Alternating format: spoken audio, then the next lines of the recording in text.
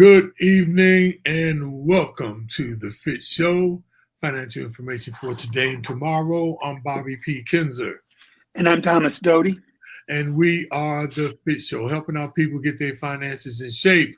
Welcome everybody around the country, the US of A, and the world. Yes, we got people coming from England, Scotland, Amsterdam, and Australia, and whoever else is out there. Let me know. So glad that you're joining us today. We got a lot of information in a little bit of time, so we hope you stay tuned. Want to make sure you click on the like button and the heart button because that gives us more exposure to people. That's how it works here on Facebook. And also, please share us on Facebook. Please make sure you share and you subscribe on YouTube and tell your friends, relatives to, share on Facebook and also check us out every Thursday. We're here every Thursday at 8 p.m. So we thank you for that. And one of the other things we like for you to do to make this an interactive show, you place comments into the comment box. And we use that as a way to interact with you. We're in a virtual studio. And just want to tell you that we are open to comments. We're open to your opinions on things that we say. And we're open to any topics you'd like for us to cover. So we just like to cover that from the top and get all that stuff out the way. Thomas Doty, how are you doing today? Doing okay. I'm in Jersey visiting my grandkids. Which part of Jersey? Actually, my daughter lives in Morristown. Okay. Right across near Sherry Hill. Mount Laurel. Yeah. I heard of Cherry Hill. Yeah. Yeah, definitely heard of that. Oh, okay. How's the weather of that part of town? Not too bad. It was cold when we first got here, and it's gonna get cold this weekend, but it's tolerable now, especially for me. I've been converted to a Southerner now, so I get cold easy. Yeah, I don't care. I still haven't converted to this temperature, man. I mean, the other day it was nice and warm. Then the next day it turned cold. And I'm sure, it was so cold there. I saw Superman driving the UPS truck. I'm talking about he ain't even trying to fly around. So look, you all, we just want to tell you all I want to make another point. Please, if you have some topics, we're open and like for y'all to put them in the comment box because we don't profess to know it all, and we want to reach you where you are. So with that statement, we want to start how we always start the top of the show with everybody's favorite subjects and Uncle Doty's subject, the stock market. Don't do that. Don't be shaking. We don't want to hear that, though. It's all negative numbers, my brother. Things are crazy, and things are going to get crazier. This has been these few days. Tech stocks have been taking a killing. Inflation is still hanging around, which has really affected the tech stocks. You got the talk of the tariffs coming along and the uncertainty that goes with that. And they will actually be inflationary. NVIDIA announced earnings yesterday, and even though they killed it, it wasn't as great as the analysts expected. The stock actually went up at first, and then the whole market just kind of tanked once some of the financial data coming out. There's some more inflation data coming out tomorrow, but nothing's good. It looks like things are slowing down, but not to the point where the Fed needs to lower interest rates. And so it's just not good right now. You got a lot of talk out there about the huge tax cut, and the spending cuts aren't. The tax cuts are like $5 trillion. Spending cuts are like $2 trillion, and we're already sitting on a huge deficit. So there's just no good news right now. So the market is kind of crazy. And if you look at the charts, you can see the S&P is down. I mean, everything is down. It's just kind of crazy right now. NASDAQ is down 1,400 points, over 7%. Yeah, and all my stocks took a killing. Microsoft, Apple, Nvidia, they all just got bombed. And this all happened in the last couple of days, and a lot of it was actually today. Again, after Nvidia announced their earnings, Google's down. Pfizer kind of held flat, and Palantir took a big hit. And it's more the tech stocks, which again are so inflation sensitive, and the fact that the tariffs are going to have an effect on all this. So it's things are ugly right now, but as I always say, you hang tight. This is actually a good time to look for bargains, stocks that you think are good stocks that are just going down because the overall market's going down. So the people who make money, we always tell you, they buy when others are selling and they sell when others are buying. So a lot of people are selling now. So this may be the time to buy. But we're going to get on this whole subject. That's what our subject is tonight. Just talking about some of the coming uncertainty, and we'll address it a little bit more later on. So people like me and you, when the market's like this, we're like, yeah. No, I ain't going no. No. Maybe you are. I'm going, with all those negative numbers. All those negative numbers, man. It's hurting my heart. And it's funny. And we always tell you don't get up. Don't take too much stock in it. Don't be up and down with the stock market. But I gotta admit, when the stock market is down, I'm not in as good a mood as when the stock market is up. I gotta be honest. Today, I need to go buy me a cat just so I could kick it today, because it's an ugly day. I shouldn't say that. The PETA people might get mad at me. Dig it. They might be listening. But I need to get me a punching bag and just punch that bag today, because this was not a good day. Lost a lot of value. Obviously, you don't really lose money until you sell, and I haven't sold anything. Don't plan on selling anything. And as I mentioned before, I'm actually looking. I may jump back in on a few of these things just because I think the market is overreacting negatively. But we'll see. I mean, the coming weeks and months with the budget fights, whether there's going to be a big tax cut, and that's kind of a misnomer, because it's really, part of it is just trying to continue the tax breaks that were implemented back in his earlier term, but to keep those going, because a lot of them expire at the end of this year. And so some of this is just to keep those going. But he's also talking, and again, the big push to tax cuts is always to spur investment. If you incentivize people to start businesses, or you increase the depreciation on their automobiles or trucks or things that they use in their business, the thinking is that will spur growth, which obviously helps keep the deficit down. But some of the stuff he's talking about cutting, like not taxing tip payments or not taxing overtime. I mean, those are just things that have nothing to do with growth. All that's going to do is add to the deficit. And the deficit is already crazy high. And it's kind of funny because the Republicans always sold themselves as the fiscally responsible party. But we all know the deficit went up crazy under Trump's first term. And if the things he's talking about now come to fruition, then the deficit is really going to be really, really crazy. And I think the market is actually reacting to some of that, because we just don't know how things are going to shake out with this coming administration. So there's a couple of things you said, though. One was if you invested in the market, you really haven't experienced the loss yet. It's an unrealized loss. So remember that, y'all. It's not a loss yet. You ain't lost till you sell. Until you sell.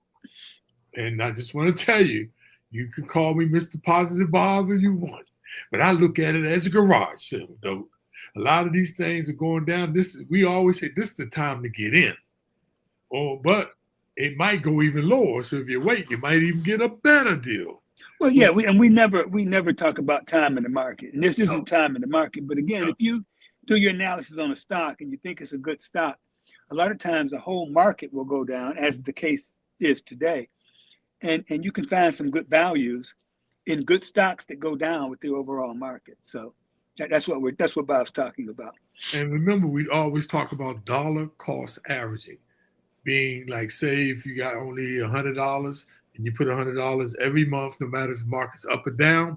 And this is the time, if you put $100 in there, you're going to get more shares. So that's Right. how it works. So, and plus, I think a lot of people are just cautious right now. When you hear about all the layoffs, all the government workers being let go, and again, the effect that has on the market is once people get a little bit nervous about things, they stop spending on big items. I mean, if you're nervous about what's going to happen, you don't go out and buy a new car. You don't buy a new house. You don't remodel. You don't spend money. You kind of hold on to your dollars. At least the smart people do. And so that all has a negative effect on the economy, which can bring things down. So, we get back to that Fed position of trying to slow the market down without creating a recession. And it's a lot of people now will start actually thinking. It's only 20% of the group are thinking that a recession is forthcoming, but we'll see. We'll see how it goes. yeah, because some of the indicators actually say this is, the way the growth has been going at about 3% domestic growth product has been going. This sort of is leading itself to, better. It may not be as bad as they say, but, it's all speculation, Dope. But Dope, the thing that happened in 2008, if I'm correct, it was 2008, yeah, when Baby Bush tried to take the taxes down, or was it before then? But anyway, the theory, like you said, lower taxes so people have more money to invest to stimulate the economy. But what happened a couple of periods ago, everybody retreated instead of putting it into the market and putting it into research and development for companies. People put it in their pocket, or they paid down their credit card debt. And paying down credit card debt does not help the economy because that money has already been spent, right? So paying down your credit card debt does not help the economy, believe it or not, people. But hey, Bob, that's another issue though. Consumer debt is very, very high right now. So Yes. a lot of people are tapped out. And again, if you take that, the caution, and you also take the fact that people are tapped out, that could really have a dampening effect on spending, which can lead you into recession territory. Right. Definitely. But the commodities normally work adverse, like gold and silver. But gold went down, but it's still over $2,800, Dope. So that's still good if you are into the commodities thing. And silver is still holding around $31, $32. It went up to 33. So like we always say, and we're going to talk about this today about, how do you manage your risks in uncertain times, because a lot of people are really going through some uncertainties. But no, let's talk about the cryptocurrency. Talking about bad news. More bad news. Yeah, more bad news. But we know the cryptocurrency kind of flows to, with the economy. But it's really based on sentiment. No one can really predict how it goes up and down. That's the problem. But the total market cap, man, has gone under $3 trillion. It's at $2.9 trillion. It's dropped $459 billion, Dope, 14%. The Bitcoin dropped between this week and last week to about $13,946, Dope, 14%. So it's down to $84,579 a Bitcoin. Dope, when was it? What month was it? It was this year, right? What month was it? Like 105,000, the highest it ever was? That's recently. That was last month. Last month, wasn't it? January, yeah. Yes. But the thing is, you get all this nervousness. And people like myself who have tripled their money in Bitcoin, and they see all this craziness going on. And a lot of people just get out and take their gains and smile and cash out, you Right. know, and I Right. think there's some of that going on right now Right. because, And, you know, when we and showed the chart before, like, you know, Microsoft's down to 400, but I mean, I got in at 232, so I'm still sitting on a bunch of gain. And if I think things are getting too crazy, you just jump out, you know. I think a lot of people are doing that. right. Yeah, I mean, and this is the other thing that especially affects the cryptocurrency market, though, because there's so many cryptocurrencies. There's no stability in it at all. The whales, they call them whales in the crypto terms, are the big investors. Mm-hmm. They are really taking out those profits. And when they're taking out profit, they're taking millions. And that really affects cryptocurrency in a big way because that's how the whales do. They play the margins. Their margin might just be 2-3%, but they got millions invested. They making hundreds of thousands of dollars, and that affects the actual pricing of the cryptocurrency when they do that. Then you got the small guys who are jumping out too. So anyway, just keep your eye, you all, if you got the cryptocurrency, and bottom line, if you need the money, take it out. But remember, you got to pay capital gains on that money. Same thing with the stocks. Until you take the money out, you have not realized the loss. So please, Or gain. That good point though. So please remember that. So look, that brings us to our topic of today, Thomas Doty, which I believe is a good topic. The uncertainties of what is it called? In uncertain times, it's important, really important to manage your risk. Yeah, and if you look what the market's done over the last couple of years, I mean, it's had big returns, right? And there's still some information out there that says there's room for potential growth. You wouldn't think that now with some of the results we're having, but this is a good time to really reassess your investment strategy because there's going to be all kind of volatility this year. It's going to be crazy. And so you might want to consider taking steps to manage your risk, to make sure when these crazy things that starts happening, that you have a diversified portfolio, that you aren't too heavy in any one segment. For example, you don't want to be too much in AI right now. That's really where all the negative is going. And some of it, they looked at NVIDIA's earnings and they said all the money these companies are putting into AI, is it really going to generate the profitability given the amount of money? So I think that's causing a lot of people to concern. So causing a lot of concern for a lot of people. And so make sure your portfolio, make sure you got some money in different things. You don't put all your eggs in one basket because typically everything doesn't go down together. Some things go up, some things go down. If you look today, Pfizer didn't change as a pharmaceutical, but all the tech stocks took a big hit. So you got to have a little money in everything. And if you feel you need a sounding board or someone else to talk to about this is when you might want to consider using a financial advisor or getting some financial help to help you ensure that you are diversified, that you are prepared for the volatility that we're going to see in the next year. And though a lot of people, many people are coming to me, asking me about these uncertain times, right?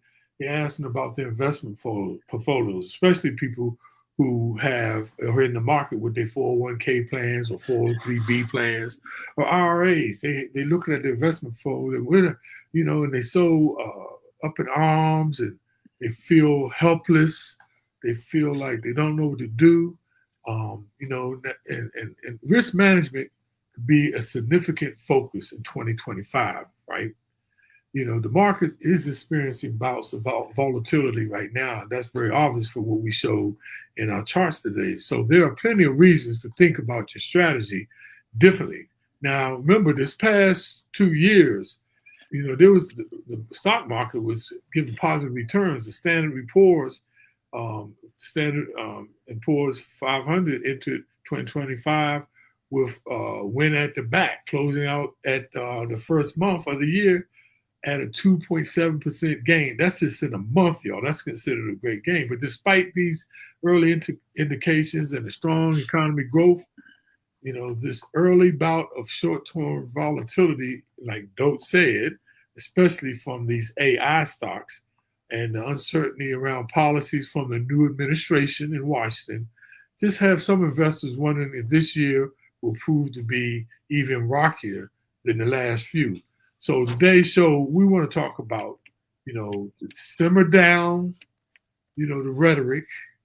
We want to talk to you about dealing with the uncertainties to ease the panic and calm the uncertainty, So we just want to give you a few things, just to watch out for. Yeah, and the first thing, I think this is the question on everybody's mind is are we due for a downturn? And, we talked about the positive gains the stock market has had the last couple of years. And you look at some of these price earning ratios, and they're crazy high on some stocks right now. And so people are starting to think, are these valuations too high? Do they need to come down? And, it indeed may mean you're not going to have the same type of returns in 2025 that you had in 2023 and 2024. But that's still not a reason to run away from the market. We always feel you should be invested regardless. That's just our personal opinion. And usually they always say expansionary periods run for a certain amount of time. And we've had 2 years since the S&P has had a negative return, and almost 5 years since our last recession. And so that doesn't mean, none of that means that a downturn is imminent. So the average length of an expansionary period is sometimes between recessions is an average of 7 years. Right. And so an average means some could be more, some could be less. And so an expansionary period can go for a long time. And the last span of time between recessions was 2008 and 2012. That's a 12-year period. So there's nothing that really says a downturn it has to come this year. Could, but it doesn't have to. Yeah, that's important to really consider. Though another one, you need to expect uncertainty, right? Because it's called life, right? But especially in the stock market, right? But the key, you all, for the sanity and the mindset is to keep it in context. Nevertheless, we know there's several factors that challenge your patience. And that's what we're talking about here. Mindset is really about patience. And, and we want to resolve, patience and resolve as the year progresses. So one of the things we're just going to have to deal with that's going to be affecting these uncertainties are going to be affecting. No one knows what the Trump administration tariffs are going to be. They've been on, they've been off. He's projecting applying a 25% tariff on goods from Canada and Mexico, excluding oil, which is subject to a 10% tariff, and a 10% tariff on imports from China. And everybody know, look in the back of your collar or the back of your pants, it probably says made in China. Turn your cups over. And this is crazy, right? But there were, these tariffs were set to be done early February, but then they were delayed for a month for at least, last minute negotiations. So nobody really knows what's going to happen. Bob, he just announced that he's going to start on March 4th. There you go. That's what caused the market to go crazy today. Here we go. And the other half of it is you don't think the other countries are not going to go set reciprocal tariffs on our stuff's going in. So it's going to be ugly. He's even talking about tariffs that are going to be affecting the European Union. He's even floated that, but he hasn't even articulated a plan, right? So it's unclear how long these tariffs might last or what impact they might have on the economy. Okay, there's a possibility that certain goods or industries may be exempt from some of these regulations. Perhaps the tariffs won't be put in effect on or at all. I mean, you just don't know this administration. Should they stick around? However, okay, investors may see slowing economic growth and higher inflation in the short term, though. And it depends on how the importers and the manufacturers elect to balance against the cost of these tariffs, whether they choose to absorb it or the cost themselves, or absorb the cost themselves, to keep us, purchasing their products, or are they going to pass it on to the consumer, raising the prices? We just don't know.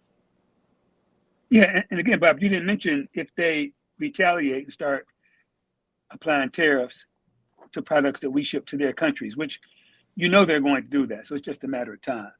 Right. But you mentioned the magic word of inflation, and it's definitely decreased from its high point in 2022, but it still hasn't gone away. It still is a persistent issue, and is definitely disrupting the supply chain. Do you remember what it was in 2022, though? I thought it got up to like 12%. Yeah, it was up there. Okay, it was double digits. I know that. I don't know the exact number. But so we doing pretty good. Yeah, but it's not where the Fed wants it. And again, these tariffs are going to be inflationary because they're going to push prices higher. If you tack on a 25% tariff, there's no way any company doing business is going to absorb that. They're obviously going to pass some of that on to their consumers. That's what's going to happen. And so the Federal Reserve is still kind of in their wait and see mode because they haven't seen enough evidence to really continue cutting rates. And they wanted to see inflation get down around to that 2%, but it just ticked up. And so they haven't seen enough evidence of the economy slowing down. There's thoughts that it is, but they haven't really seen sound evidence. So the Fed is kind of in that wait and see mode. And they may even have to raise the rates again if inflation doesn't slow down. And so I don't think inflation is going to go back up, especially it won't go as high as it did before. But who knows with these tariffs, and who knows the effect this is going to have on the stock market. So just got to kind of hang loose. So we got the uncertainties about the policy changes, right? The new administration is considering a number of policies that could potentially affect the rate and the direction of the economy, the inflation, and bond yields. That's pretty big, you all. Bond yields. We put out a lot of bonds around the world. China is the number one holder. Now, and this, and they even talked about fiscal policy moves, like they're talking about, raising interest rates. Now, then they even talked about extending the personal and corporate tax rates enacted by the 2017 Tax Cuts and Jobs Act. Now, that's going to be a big effect. And then they're looking at deregulation and they're looking at changes in the immigration policy. But, making changes to your portfolio, why are we telling you these things? Tariffs and policy, because you need to kind of consider how you're going to manage your risk in these particular securities that you may have invested, because, making change to your portfolio in the present and a reaction to potential policies who may affect, whose effects may not be felt for several years could be detrimental to the growth of your portfolio.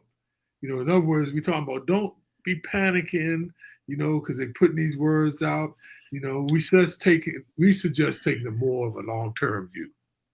And wherever there's a change in administration, remember, investors begin to wonder how policy may impact the economy and their earnings. It's just a fact. But what we found in the long run is that the economy and the profit cycle tend to run on their own.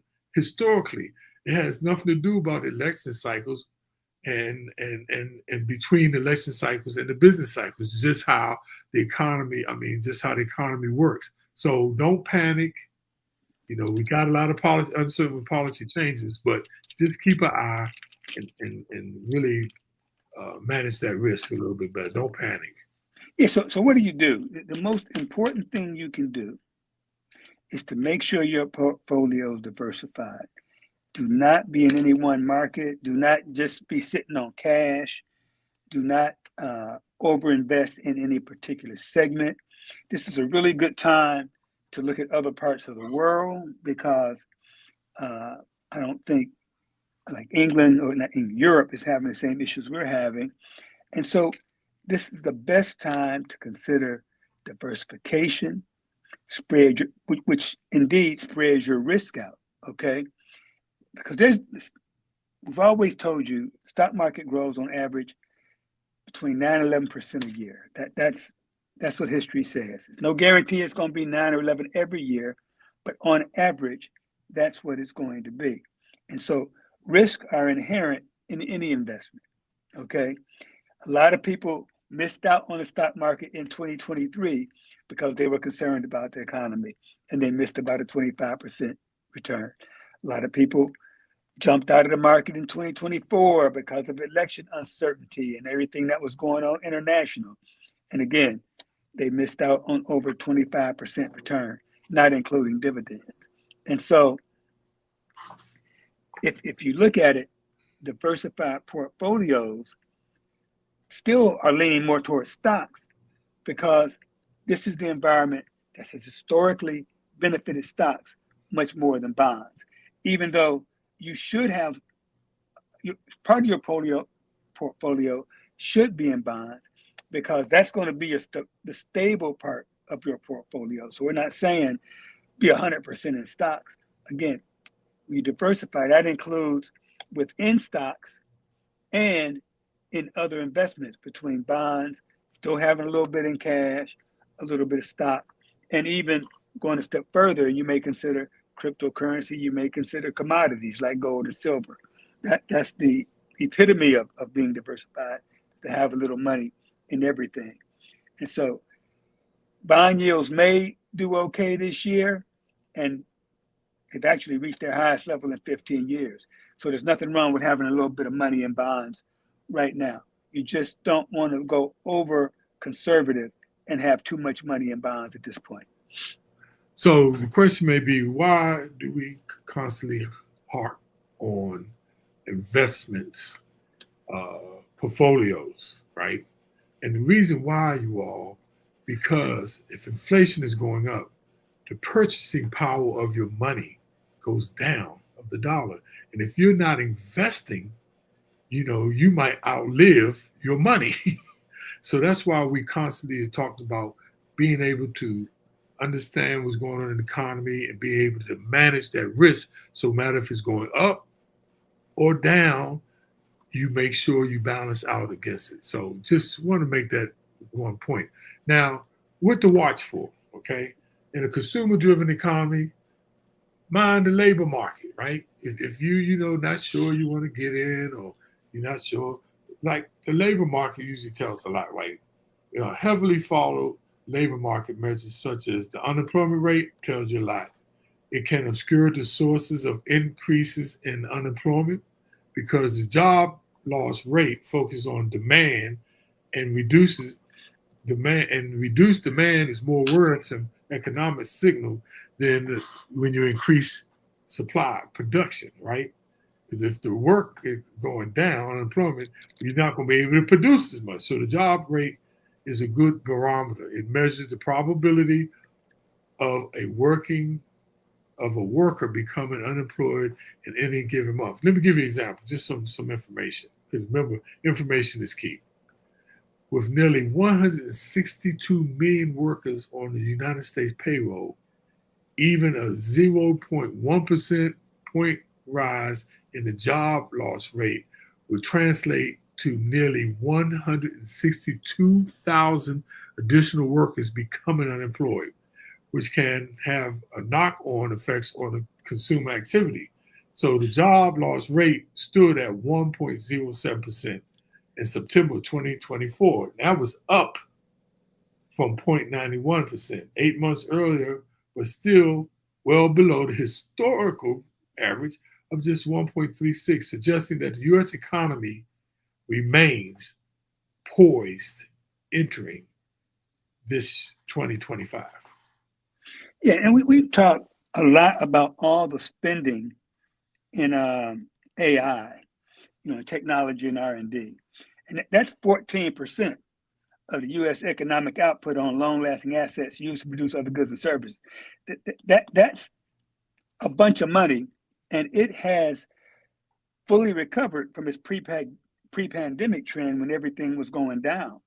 And so there's a lot of money being put in technology, and typically when you spend that much money on software, information processing equipment, R&D, there's usually some productivity that comes out of all that. And that's where so much money is going. If you take all that and it produces as it's expected, that's going to contribute heavily to the economy in 2025. And the productivity you get out of that should continue the stock market increase. Now, there's some worry that it may not. Of course, that's always a chance because this is all uncharted waters as far as what AI is truly going to do for us. I mean, who knows whether it's going to eliminate a bunch of jobs or create a bunch more jobs, or is it going to be productive as we think? Nobody really knows how that's all going to shake out. But if you just look at if it does hit, that could be the catalyst to really boost the whole market in the coming year. So, bringing it on home, one of the things, you all, some people just don't, I don't know, find it hard to, ask for help. But if you recognize you need help, get help. Consult with a financial professional. If you're concerned about what's on the horizon, you may want to consider working with a qualified, remember that term, qualified financial professional advisor who can act as a sounding board just for some of your concerns, to be able to bounce some things off, because they do this every day. And sometimes we can't see the forest for the trees, and we just need that help. So have professional help available to validate your feelings and even provide a second opinion on any moves you may wish to make, could help you make a more sound and a better informed decision. And that's just the fact. But I know a lot of people struggle with asking for help. But if you need help, get help. Okay, that's what we always say. So with that dope, it brings us to the end of this uncertainties, and with the uncertainties in this climate, man. So many people are calling me, though. It's amazing, man, and worrying about what's going on. So we just hope that some of the information we give you, or most of the information we give you, puts you a little bit more at ease. And remember, y'all, before I go into the summaries, the one thing they can't touch is your mind. Now, they can do all this other stuff, but they can only touch your mind if you let them. So let's work on our mindset, you all, because they can't touch your mind. So don't turn the TV off from all that noise. Let's go to the takeaways, dope, because we got a few here. Oh, it worked. All right. Don't act surprised about it. Okay, the first one is expect uncertainty. We've talked about that. It's coming. Don't agonize over it when it hits. Don't overanalyze and just go negative. And again, don't make the rash decisions to sell just because things are a little bit negative right now. So expect uncertainty to happen. The next one is manage your risk. You have to stay on top of it, y'all. I mean, I know Doe himself. He watches his stuff very regularly. I watch my stuff almost every week, and in order to manage it, you got to keep an eye on it. And managing risk is just what we talk about. Understanding that diversification actually helps mitigate against risk. Yeah, next we have if you need help, get help. Okay, and that's a tough one for a lot of people. Some people think, well, I don't have enough money to uh, necessitate needing a financial advisor. Whatever money you got is the money you got, and that's where you are. If you need help, get help, and it it's not okay not to know. Okay, there's a lot of information out there, and if you need a professional, try to get the help that you need. And if you don't want to pay for a professional, take the time to learn for yourself. But don't be out there not knowing, missing out because you don't know. Okay, that's not an excuse anymore. And the last one is don't overreact to uncertain times, because I believe a lot of it is about getting you up in arms so that you can feel helpless and you become paralyzed and you don't do anything.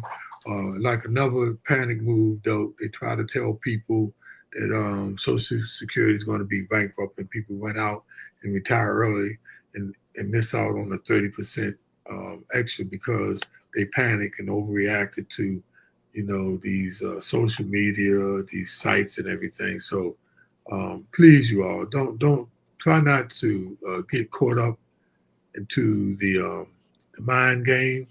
You know, turn the TV off from the news and help yourself because it's a lot of rhetoric out there.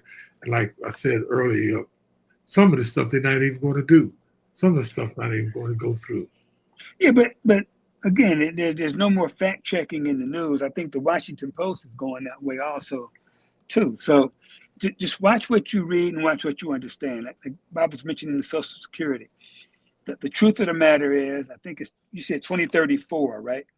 Is when 35. it won't 2035. It won't run out of money, but it will only be able to pay out. I think it was 83% Correct. of the amount that's owed, and so that's a 17% cut for everybody. Could be considerable, and if you just look at the numbers, forget about all the rhetoric and all the people what they're saying.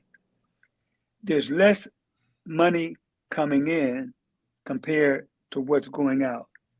So the Social Security right now, it's not sustainable. So people may say it's going under. Well, it's not going to just go under, but it's going to reach a point where it can't continue to pay out what it's paying out based on what's coming in. So just be aware of that. That's just pure numbers. That's one that nobody can argue with. And the issue you have with that is no politician is ever going to get elected by saying he's going to straighten out Social Security. He's gonna make it right, because the only way you do that, there's two situations. But you got money coming in, money going out. You can either increase the money coming in, which is increased taxes, or decrease the money going out, which is a decrease in payment. Those are the only two ways you can fix that. And right now, nobody's come up with a solution. But it's a ticking time bomb that is going to have to be addressed at some point. It's just that nobody wants to address it. No, speaking about information, like, saying this or that, I was talking to my barber the other day, and he didn't know that Social Security payments, putting into Social Security is capped at like about 150,000. So people who are making more than 150,000, it's capped at 150,000. So if you're making 200,000, when you reach 150,000 of your salary, you don't have to put no more. Just raising that. Well, no. That's kind of true. There's two parts of Social Security. There's a Social Security part and there's a Medicare part. So the 6.2, I think it's 6.25 out of the total 7.65 is the Social Security part. The other part, what's that? That's about 1 point something to get you that 7.65. Mhm. That part there is no cap on. So no matter what you make, you pay that 1.65, I think it is, on every dollar you make, whether you make 10 million or whether you make 30. But the 6.2% is capped, and I think it might be a little higher than 150 right now because it goes up every year. Right. But I just remember I used to always be happy when I would cap out because Right. that's another 6.2% you get in your paycheck. Yes. And if you look at it like this, just say somebody makes 300,000 bucks. Let's say I make 300,000, Bob makes 150,000. So in effect, he's paying twice as much into Social Security than I am because I'm really only paying 3.1% of my money. Bob is paying a full 6.2%. So that's another way to look at it of the inequity as far as rich versus poor. So the poor person pays a full 6.2% up to that 150 or whatever the threshold is. Right. Once you get past that, you don't pay it no more. Now, if you make 450, your rate drops down to 2%. You're only paying 2% of your total earnings into Social Security versus somebody who makes less than 150 who's paying a full 6.2%. So that's another way to look at it. And I'm really disappointed that it hasn't been spelled out to people because most people don't understand that. Only the folks who do cap out know that it does cap out because you celebrate when it caps out. That's my barber said. He said, man, people who making 50, 60,000, they didn't even know about that because they never really reach it. They're paying 6.2%. But if you're making 300, you're paying 3.1%. If you're making 450, you're paying 2 point something percent. If you're making $1 million, your percent drops to a real itty bitty number. And so that's just one of the inequities in the whole taxing system that people aren't aware of. And again, there's a bunch of ways they can fix it. They can raise the age, which nobody ever goes for. Whenever they do that in Europe, they always have riots, which is really kind of funny. Right. Whenever they raise the retirement age. But they're going to have to do something because people are living so much longer. There's a whole lot of baby boomers who are collecting fat Social Security checks, us two included. And hopefully we'll both live a long time. And so I don't think that was in the calculations when it was determined. So they're going to have to find a way to increase what goes in or decrease what goes out. Don't know how that's going to happen. And by the way, when we're talking about that 150 versus 400,000, that's per year. It starts over. So that's per year. So just want to give a roll call, shout out to all these wonderful people. Garnett, Nickens, how you doing? Dearest, thank you for your comments. We really appreciate you. And though I have to say this to my sisters, Gloria, Nolia, and Linda. No, that's the wrong order. Linda, Gloria, and Noli. I am ecstatically honored to be your brother. I feel so honored to even be possibly considered your brother. I'm making up for last week, though. And there's a part in my heart that really feels sorry for you three. Ah, that's messed up. That's for having. I didn't know you were going there. Oh, that's cool. Oh, that's cool. Hey, Bob. Just for the record, the Social Security max this year is 176,000. So it goes up every year. It went yes, up. Yeah. It's 176. But still, there's a lot. I mean, you think about what inflation has done, and it's raised to keep up with inflation. But everybody's salary has gone up by a bunch, right. And so 176 really isn't that much. But it's really an unfair tax. It should. No, it really should be uniform no matter how much you make. Just because the people who make more are in a better position to pay more. But our tax is supposed to be progressive, but in this case, it's not. And by progressive, I mean as you make more, you pay more. But it's not. It's not. Hey, now, what's up, girl? Thank you for always being on. Roger L. Madison Sr., TheNoteExperience.com. Go out there, y'all, and check out another investment. And dope. This person says, what's up, Dope and Bob? Who is it? I don't know who the hell it is. So can you put in the box? He's got a Black Power, red, black, and green sign. And they commented about Peter too. Yeah. when I was talking about kicking the cat. Yes, he said, I'm Peter. Peter's here. Who is Panther 66? Come on, expose yourself as Panther 66. Dope. Is somebody we know that, I guess they were born in 66. Was that their football number? 66. Oh my God. Now I know who it is, Dope. I don't believe Who is it? This dude is the most militant nationalist Black Panther. It's my former co-worker, Poncho, and you all on the line from the FDIC. That Cho is Poncho. Benjamin Kidwell, but he goes by the name of Benjamin. It'll be on Poncho. No, gotta tell you a quick story right quick. We playing golf and there's some Asian guys on the team. They putting us with the Asian guy, and Poncho always went by Poncho. We get there, the Asian guy goes, Poncho introduces himself to him. The guy goes, hi, I'm Cho. Poncho goes, I'm Cho. So the Asian guy said, no, Cho. Poncho goes, Cho. So they on the tee. I'm like, Poncho, when you start going by Cho became Hispanic, you need to stop that food. Stop looking at that food. Cho, good to see you. Dope. The quote of the day. The most valuable player is the one who makes the most valuable players. One more time. Yeah, I missed it. The most valuable player, the most valuable players is the one who makes the most players valuable. Oh, okay, I'm with you. I know you're from Cleveland, so I give you that.